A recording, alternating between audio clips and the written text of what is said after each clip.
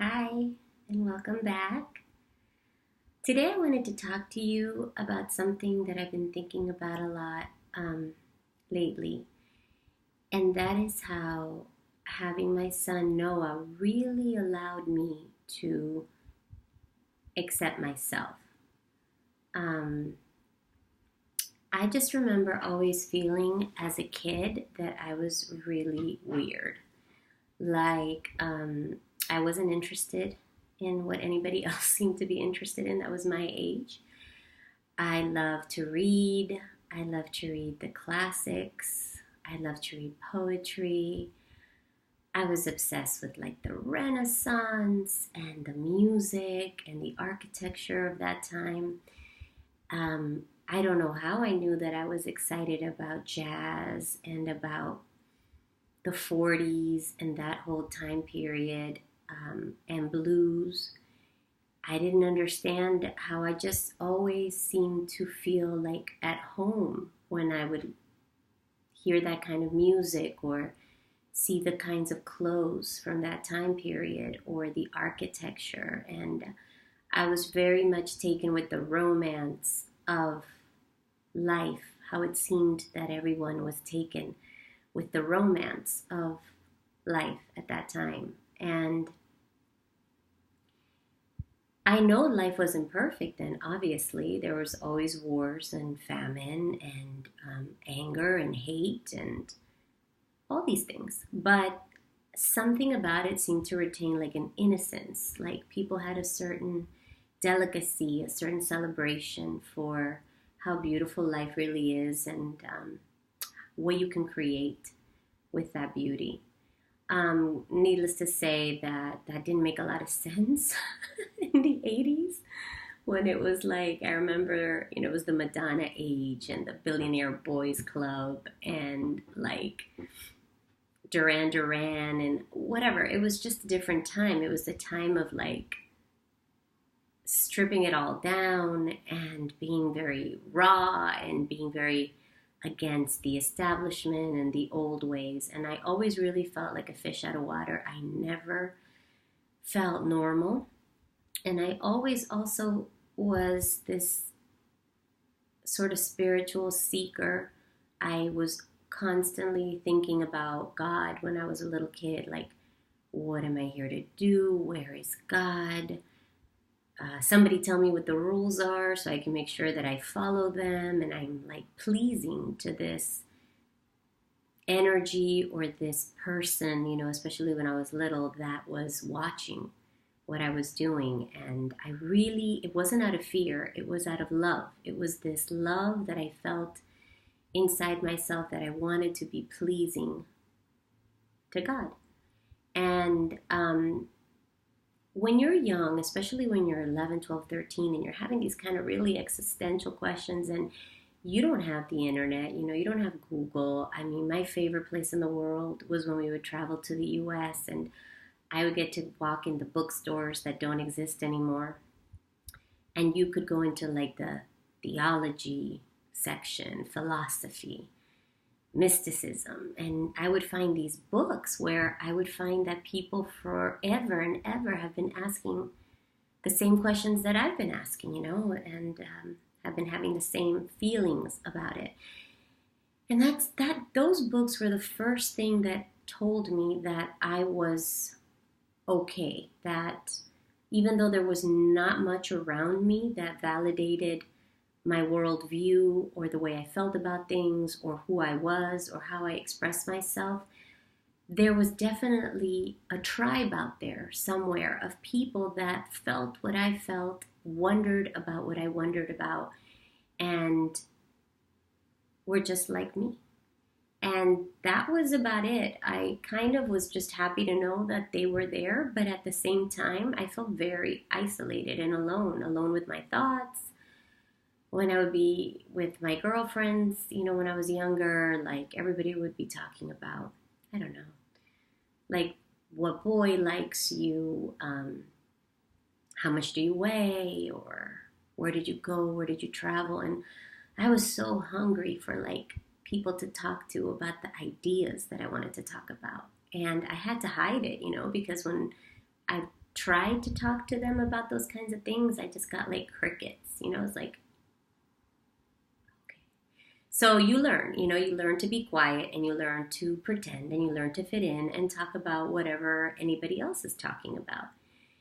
And I feel like when that happens, like a little bit of you dies, like a little bit of what makes you special, what makes you important, what is your gift, it just kind of dies. And in its place comes sort of like a cynicism, this way of being with yourself where, internally you put yourself down and you think, oh my God, why am I so ridiculous? Why do I think about these things? Why can't I just be normal? Why can't I just think like everybody else? And you wish you were. You wish away everything that makes you amazing and special and valuable.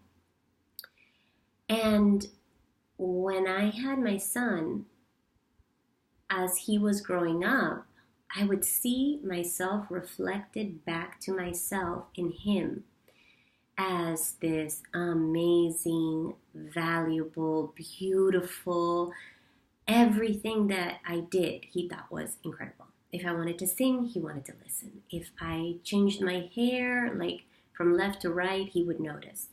And he would tell me, and he would compliment me, and he would, uplift me.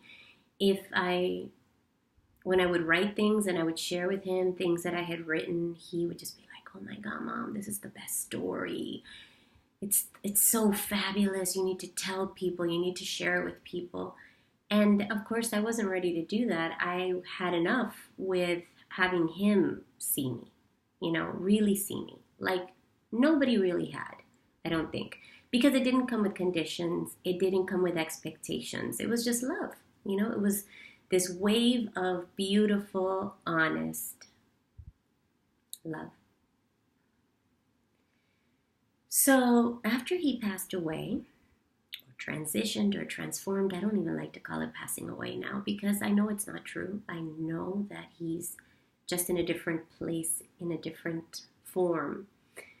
And, he was obsessed with The Flash, and we would watch so many episodes of The Flash. And I remember just always calling him my little time traveler because he was always wondering, like, what's in the third, fourth, fifth dimensions, and how do we get there, and could this really happen? And I would always tell him, yes, Star Trek geek that I am, Star Wars geek that I am. I mean, it's like your dream come true, like having this person in your life that's so much like you and has so much of the same passions. He loved to read. He loved magical literature and everything that had to do with there being a portal or an opening into another dimension where you suddenly found that everybody understood you, that you fit in. And the irony is that after he was no longer here with us, and I received all the letters and the messages and the cards from his friends, and I saw the suffering and the loss that they felt just like me, I realized that he always had all these insecurities, like he never really understood how much he was liked or how much he was loved. He always had all this doubt in him about who he was supposed to be and whether it was enough for people, even though I spent every minute of every hour of every day since he was born telling him how much I loved him and how special and how magical he was to me and to everybody. But that comes from you, People can tell you how beautiful you are, how intelligent you are, how talented you are. And if you really don't feel that way, if you don't want to believe it, then it just falls on deaf ears. And in fact, it almost aggravates you because you feel like, why doesn't this person see what I see? Like what's wrong with them? Why can't they see the truth? So after he wasn't here, I started to re-examine the kind of life that we all live and what we're being called to do. And his spirit especially called to me to step up. And at first I was just heartbroken because I was like, who's going to give me this now? Who's going to give me that kind of love? Who's going to reflect that kind of love back to me? Who's going to reflect that kind of acceptance back to me?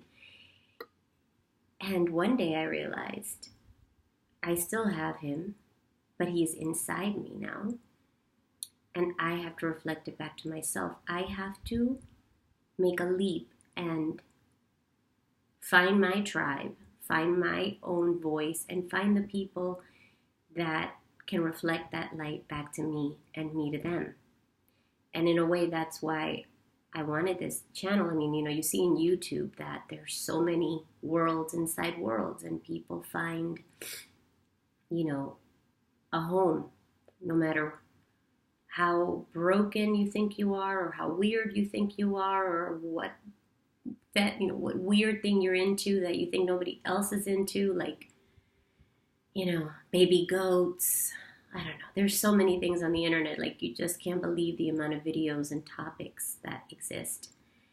So I realized I have to be brave and I have to create a home, not only for myself, but for all the other people out there that maybe don't know that they belong, And I think there's a lot of people that don't feel like they belong. Even the ones that belong don't think that they belong. So this is about finding your voice and finding your flow and becoming what you were meant to be, and really embracing your gifts and really remembering who you were, I've spent the last 20 years saying I don't like exercise, and I forgot that when I was a little girl, up until I was 12, I could outrun every boy of every age in my neighborhood. I don't know where I got the story that I am not athletic, but that girl in me is, and she likes to run. So I have to find how to get back to her and be like, hey man, little wild child, like, let's go run. Let's go do that. And, loss is a beautiful thing sometimes because it wakes you up. It reminds you of what's really important and what's really left at the end of the day. So as usual, my son is my teacher, and he's still my teacher. He's still guiding me. He's still pushing me out of my comfort zone. He's still giving me all that love and support that he's always given me. And the thing is, at the end of the day, you're only weird until you find your tribe. And when you find your tribe, you come home. You're loved. You were perfect every minute of the way.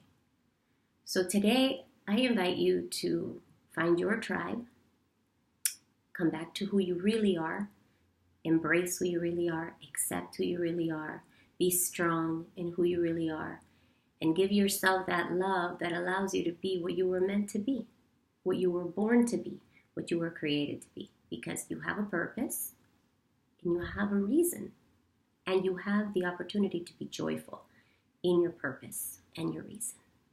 So have a wonderful weekend, and I'll talk to you soon.